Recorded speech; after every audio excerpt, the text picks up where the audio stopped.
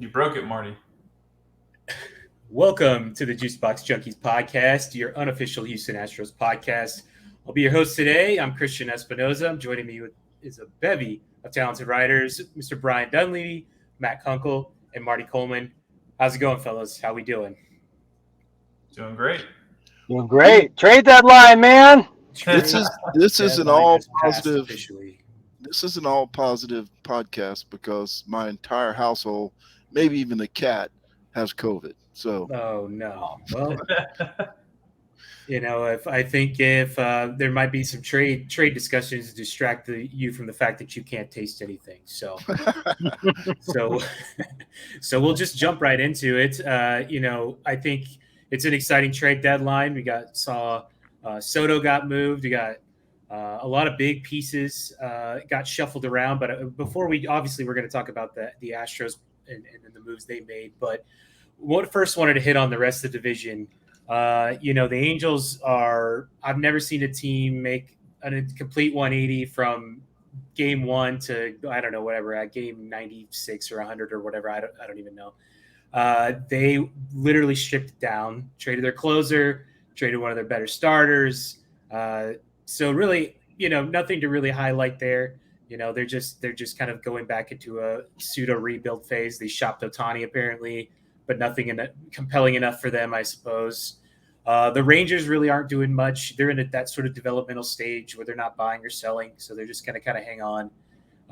And then Oakland, I think their big chip piece was Montas, and they moved him to the Yankees, I think, in an effort probably to spurn us in some way down the line. But mostly looks like they got a pretty decent return for him. And I wasn't ever high on Montas. I never thought that Oakland would ever trade interdivision like that kind of a player. But his numbers outside Oakland aren't particularly great. So nothing major for the rest of the division except the second place team, Seattle Mariners, traded for Luis Castillo. It's probably one of the moves of the American League. And they also picked up some few smaller pieces here and there to fill out their depth.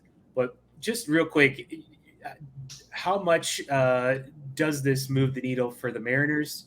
We don't play them for the rest of the season, so we're not going to get the brunt of it unless we happen to see them in the playoffs. Do you think this increases their playoff chances? Do you think it increases their World Series chances? And I'll start with you, Brian, since you're already shaking your head no. So let's hear it.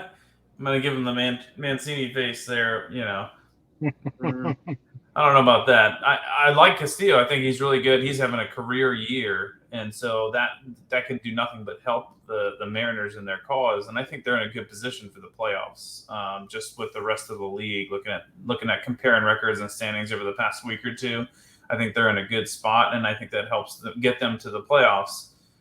Now, getting to the playoffs and winning in the playoffs, I think is two different conversations, and the Mariners are not built to win in the playoffs versus the heavy competition they're going to be facing. The Astros and the Yankees will decimate anybody that's going in their way, and for contenders wise. And the Yankees, as I heard commenters talk about today, but the Astros and Yankees are like, the Yankees did this and the Astros said, well, how about that? And, it was like back to back, big time moves. And so I really think it's just a 2-man race, and it all depends on where the chips lie and where the Astros and Yankees face off. Will it be in ALCS or ALDS or whatever, the format is this year? I think that's the question. I don't think any needle was moved for anybody other than the Astros and Yankees, and it'll be down to us too. Yeah, and I think that's a great segue into sort of our Astros trade discussions. The thing is like a lot of teams had a lot of ground to cover to catch us already. And so I think a lot of fans naturally want the big blockbuster moves because they're fun and they're sexy and everyone gets excited. But this isn't a team that really needed to go out of its way. And so the fact that the Mariners traded 4 of their best prospects for an elite arm for sure, to insert into the rotation, that's pretty good. I think that's insane that it's probably not going to get them but 3 or 4 games closer to us when it's all said and done. And obviously things, they're really, I would say realistically at this point just trying to get into the playoffs. But if it ends today, we play the winner of them and the Twins. It's looking like, and so potentially we could face off with Seattle in an ALDS matchup, and so something to keep an eye on. See how that team plays. They have some exciting young pieces, but for the Astros, such a seasoned team. We had 3 big deal trades. At least, or really only 3 trades, I guess. We'll just start at the top or start with the one that I know Matt and I our hearts hurt the most on, but Astros acquired a left-handed reliever, former closer Will Smith from the Atlanta Braves in return for sending Jake Odorizzi, the Astros' fifth, sixth starter. So, I would like to discuss with this a little bit, because I think this is one of the ones where the fans kind of get this wrong, but we'll take initial reactions and we'll start with you, Matt. How are you feeling about this trade? Like, is this the right value? Do we make our team better? You know what, Christian? Sometimes life's not fair. Sometimes you don't get to keep Jake Odorizzi as long as you want. I think, first of all, Jake's having a tremendous season, and I think he's gonna be very impactful for the Braves. But if you told me a year ago that we'd be able to leverage him in a trade to get Will Smith, who has the nastiest slider in the bigs, in my opinion, one of the nastiest ones. I'll back up from that. And he's a good playoff pitcher. We're able to leverage that. I would be shocked because his stock was down, but he came in and he put in a lot of work. He had a full spring training to get ready. And he still had his ups and downs. He still had those nights where the fan base wanted to kill him, but in general, he was really effective, and he seemed to have his form. And I think the Atlanta got a good one, but it really smoothed out the Astros bullpen with that move. So Jake helped us out even in the trade. And I think that's kind of switching to what we're getting. I'll save my ode to Odorizzi for maybe an article or something, but yeah. So I think changing gears to what we get with Will Smith, he was an absolute terror in the postseason last year for the Braves. Marty, have you done much research into his numbers or seen any of his analytics that, he is having a down year. His season was pretty down last season, other than looking at the postseason. Do you see anything in the numbers or anything that you recognize that he might be the Astros could work with and sort of make successful? Yeah, I think Matt hit it on the head. The slider is devastating. 167 opponents batting average expected is 146, 43.7 whiff percent on his slider. Other pitches haven't been as good this year. I think Brian made a comment on Twitter as the trade was made. He's not having the great year that he had last year. Who knows? Maybe he could be rejuvenated with the Astros and become, let's face it, the Astros needed a left-hander, right? Is Parker Mushinski going to take you, to and through the playoffs? Well, anybody could take him to the playoffs right now, but through the playoffs, you're not going to survive with Parker Mushinski. And I'll say this about Jake. I'm probably one of the ones you're talking about. Very tough on him because he stunk for a good part of last year. He's better this year, had some outstanding gains, but let's just remember, it was the Seattle Mariners that made him look like Cy Young the other day. I think they had one hitter over 240 in that lineup. It was horrible. Still major league batters, I get it, but it was a horrible lineup. But I'm a little surprised the Braves, the world champions, are going to put Jake Odorizzi in their lineup. But back to Will Smith, I think it was obvious the Astros needed a left-hander in the bullpen besides Parker Mushinski. Nothing against Parker Mushinski. He may be a fine reliever one day, but I mean, it's getting ready for big boy time, right? The staffs are going to get shorter, and we get to the playoff time, and less pitchers are going to be used, and you need somebody who's been there, and Will Smith has been there. Yeah, and I think too, in just how spoiled we are as Astros fans, that Jake Odorizzi is our 5th/6th starter. So you said you a lot of fans are having a hard time figuring out how could the Braves be trading for this guy. They have some injuries and things, but their 5th starter right now is Ian Anderson, and he's got a 4.93 ERA and a 4.23 FIP. So okay. 5th starters on a pretty good team is the funny thing was I was ready to like make this big defense of Odorizzi, and I kind of am, but I looked at the top 5 rotations in terms of WAR. Philly's 5th starter has an ERA over 4. San Francisco's 5th starter is Alex Cobb. He's well up over 4. So we were spoiled a little bit with Odorizzi. Would we like to see some more durability out of him during his time with us? Yeah, we're paying him a pretty healthy chunk of change as a last minute guy when we thought Fromber was going to be out. But I think he'll find some success there. He's got a good mentor with Charlie Morton, so that's always good. And and I like Will Smith too. I think what a lot of fans fail to value is what that experience means. You can look at Kendall Graveman and some of those individuals who just clearly didn't quite have it, or some of our younger guys that next year they're building on that, but definitely some deer in the headlights kind of feeling. And but I will say that I'm not going to look at the numbers and make a judgment on Will Smith. James Click brought in Phil Maton for Miles Straw, and Maton was awful in the regular season during his time with the almost a 5 ERA, if I remember correctly. I don't have the numbers in front of me, but then when he got into the postseason and they started really playing the matchups and really playing the splits, I mean, he was insanely good. I mean, he pitched 15 innings and gave up a single earned run through the entire playoffs. I mean, he struck out a guy an inning every appearance and pitched multiple innings at a time. So if James Click says, hey, I found this guy on the scrap heap, he used to be good but is not as good, but we think he could be good, I think I'm going to trust him for now. And, we'll let it play out. So agreed. The next trade I wanted to kind of roll into is the Christian Vasquez trade.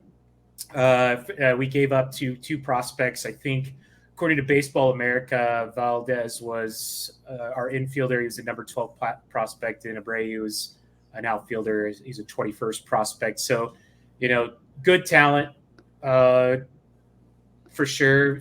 Guys that we were going to develop at some point.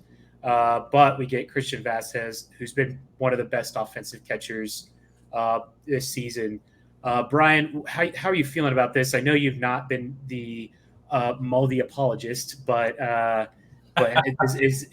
do you see Christian Vasquez's role with the team progressing going forward, and how he's going to impact the team? Well, I think it's a big question. I think it's based on Dusty Baker, and if I could get inside Dusty Baker's mind, then I would be managing a team or something right now, and I obviously can't. I have no idea what Dusty's going to do with him. I know a few things for a fact, though. I know, number one, that Justin Verlander did not have Maldonado catch him. Castro was his catcher, so I assume that Vasquez slides into that spot, and JV hooks up with him, and then that's a regular thing, and that might be part of the reason why they acquired a catcher at that spot too, because JV is going to get a lot of starts in the postseason. So if JV gets comfortable with Vasquez, then I think that's great, and I think that chemistry goes forward. I personally would like to see Vasquez be the main starter and Maldi get 1 to 2 starts a week. I think that's more where it should be. Whether or not that happens right now, I don't know. Maldonado has the most pass balls in the major leagues right now, and his I just did an article kind of comparing it, yesterday, and overall, Vasquez beats Maldonado on every stat, defensively and offensively. Either they're the same, like in throwout percentage, they're exactly the same, but in defensive run saved and that sort of thing, categories, basic defensive save, defensive plays that they should make.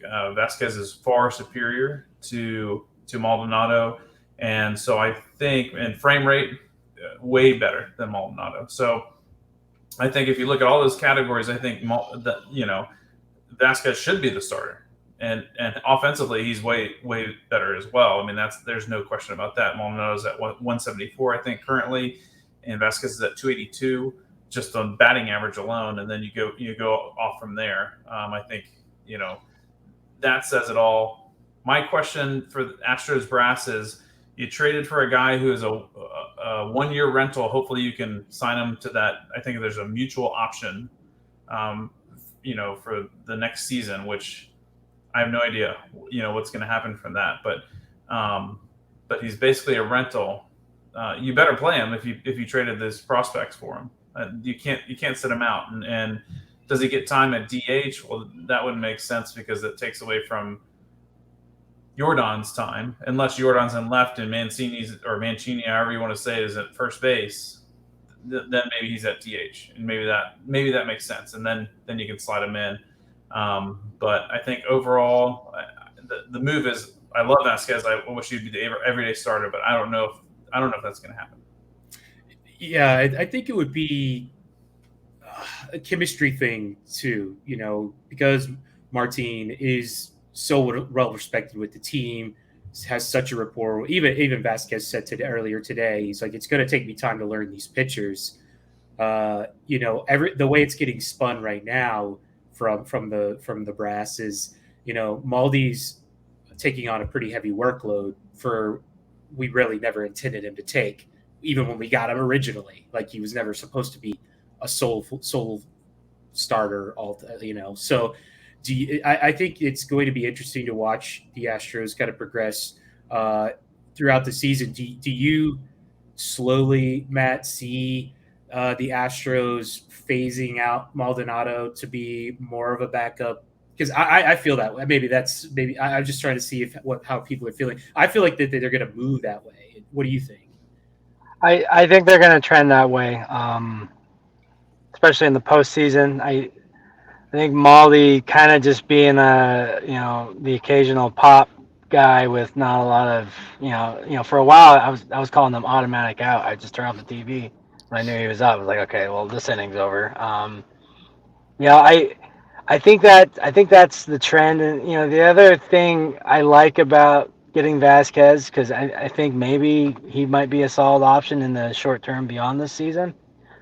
For this season, I think Brian already said it. He can DH if they want to move around, maybe move Tucker to center, move Jordan to left, and let Trey play first. I like the options that they have. Just seems like he can help by more than just his ability to play defense. Maldi's great, but I would agree. I think they would trend towards maybe he's going to catch for JV, and I don't know who else he'll catch for, but I would suspect by the time we finish that last series with I think we play the Phillies to finish the season. I think Dusty will be comfortable with Vasquez kind of being the starter. Yeah, I think so too. We've kind of touched on the next big name. Astros in a 3-team trade acquired Trey Mancini and Jaden Murray, a AA prospect. They gave up Chase McDermott. I think he was in top 5 or 6 prospect who's hanging out in low A right now, or I can't remember what level of A he's at. But and then Marty is rejoicing that it was Jose Siri that we sent to Tampa Bay instead of his boy Chas McCormick. I know you have some thoughts on that particular part, but as overall at the trade itself, I think Jaden Murray's kind of a project. He has some decent numbers, but the real centerpiece is Trey Mancini. So talk about that and how he's going to fit in with this crew. Yeah, I think Jaden Murray's a little older too for a prospect. If I remember correctly, he's like mid-20s. So by the time he gets to the majors, he might be a Chas McCormick, for example. Mancini, I like it. I did a little analysis the other day, and it's kind of weird because Yuli's having a bad year, but he's on pace for 47 doubles. And like 47 singles and 47 doubles is not going to get it on the year, but it's just weird, right? He has all those leadoff doubles where he can't score or he doesn't score, and that's not necessarily his fault. But he's, you have to face it. He's not the same Yuli as last year, right?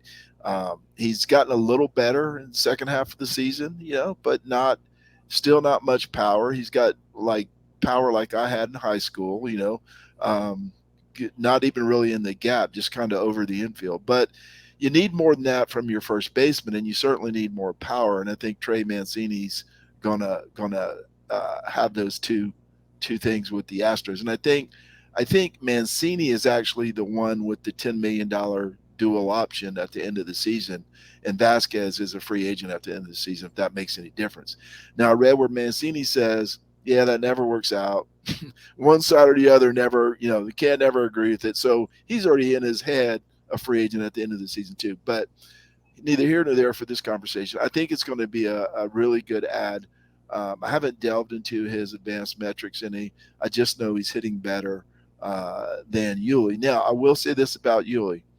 With Jeremy Pena at shortstop, they need Yuli's glove at first base. So I don't know how good of a defensive first baseman Mancini is, but Pena is inconsistent on his throws. We talked about this last podcast. So I'm a little worried defensively. Having said, I don't know about Mancini's defense, but Yuli, I don't care what the defensive run metric says. He's good at first base at scooping the ball. And, I hate to say it, but maybe he's a late inning defensive replacement, Yuli Gurriel.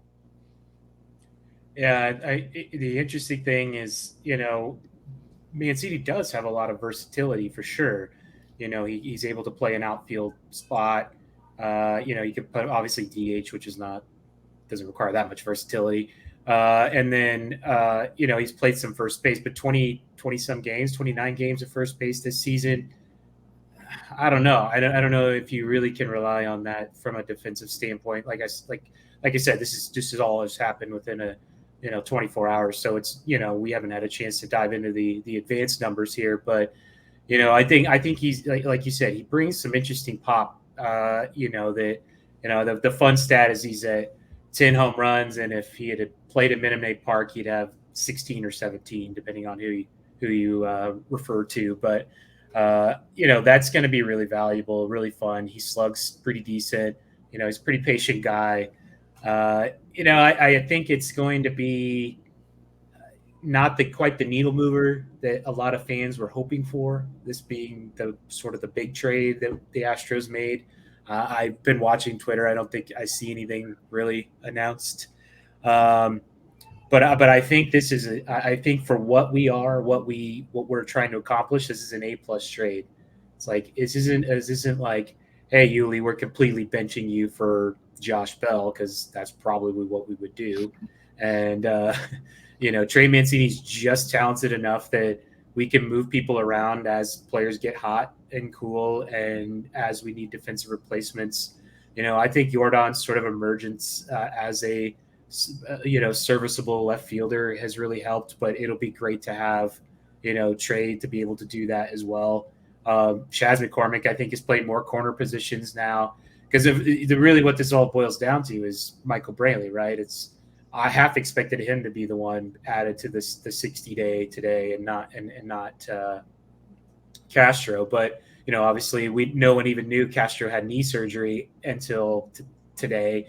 And there's putting him on the 60-day because, obviously there's a trade deadline and all this kind of stuff. And they're trying to, not drive up any extra value than they have to. But I don't know. I think that the Astros made the right moves.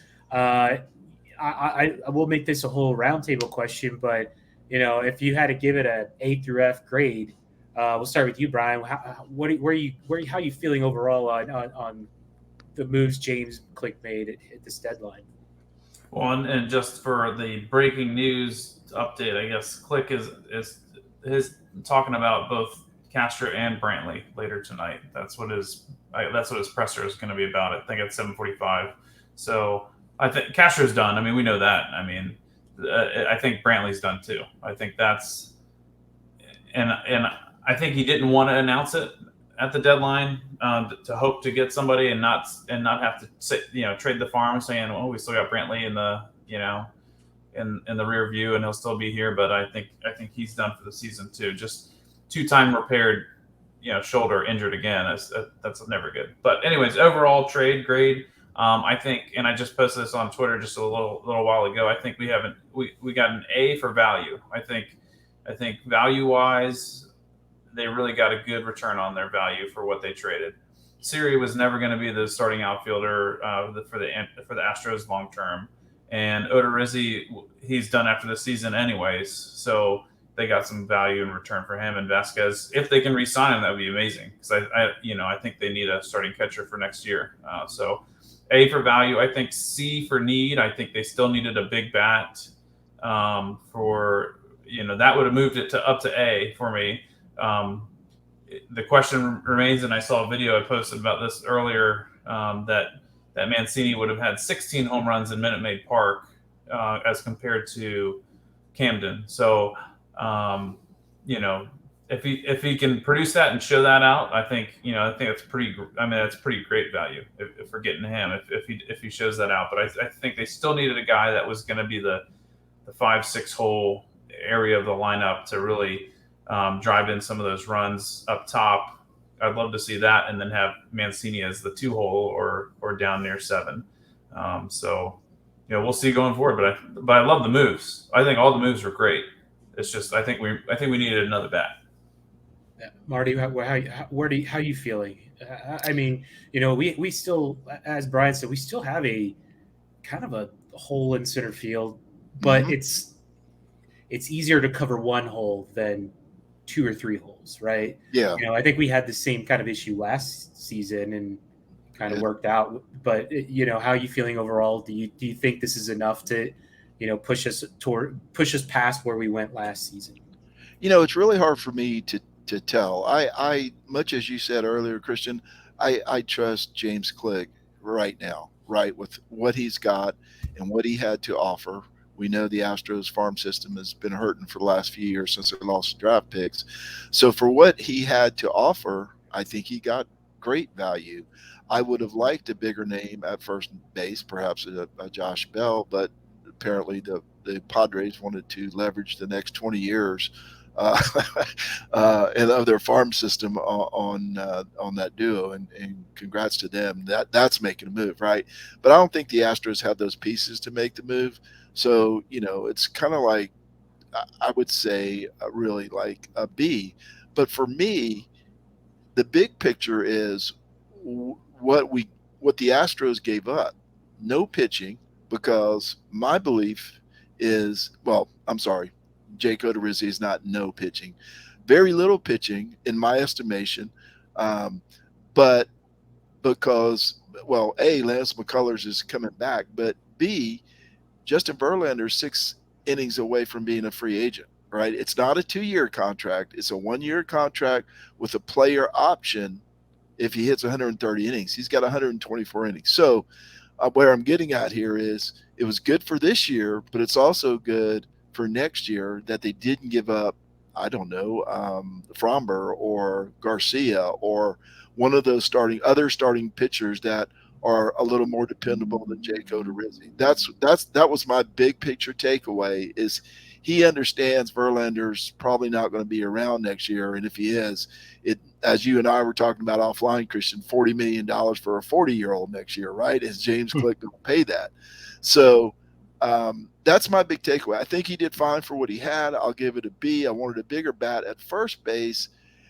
Your point about center field is something I've been thinking about for 2 weeks. I'm starting to wonder if we know Siri's not, but if any of the 3 are the answer in center field long term. And I don't know if Jake Myers is the same player he was before the injury, and that's really unfortunate. Maybe he'll come back next year.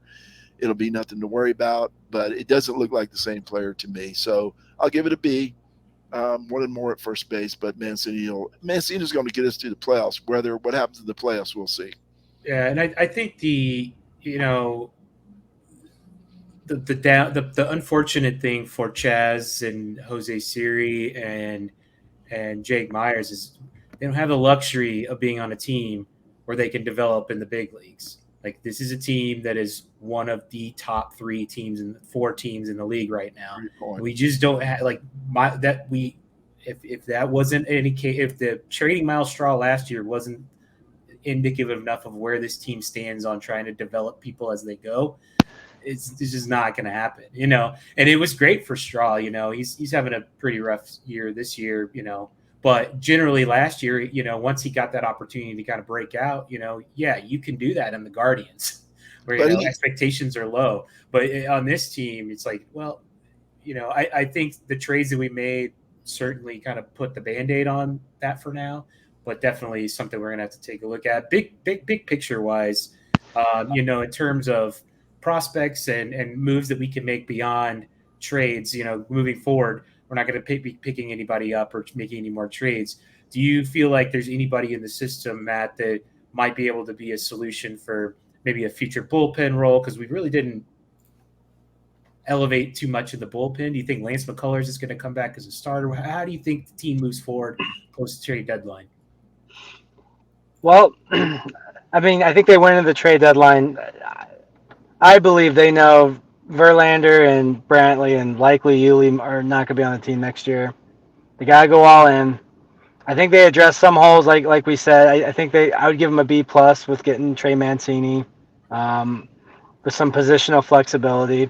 Center field, it's a tough one. Like, I think Chaz, we kind of know who Chaz is. He's good. I don't know if he's going to be good for like a World Series winning team. Jake just doesn't look the same. Dubon is fine. I don't know. I think the solution really is Pedro Leon, and he's 2 years away. Yeah. So I think they're gonna have to make do with with whoever's hot between McCormick or Dubon or Myers. Maybe Myers finds a stroke, but I think that's it. Or you could move Kyle Tucker to center. I don't know what we'd call this, the not bleeping around lineup where they actually have offense all over. But it's not natural to Kyle, so I think they did a fairly good job. But options in the minor leagues, I don't see it. I think we got what we got, and we'll roll with it. Yeah, I think it's. I think my grade would also be a B. I think that the Astros, or at least Jim Crane, we can at least judge him because he's going to be the one that has been the owner through both GMs here in the last couple of years.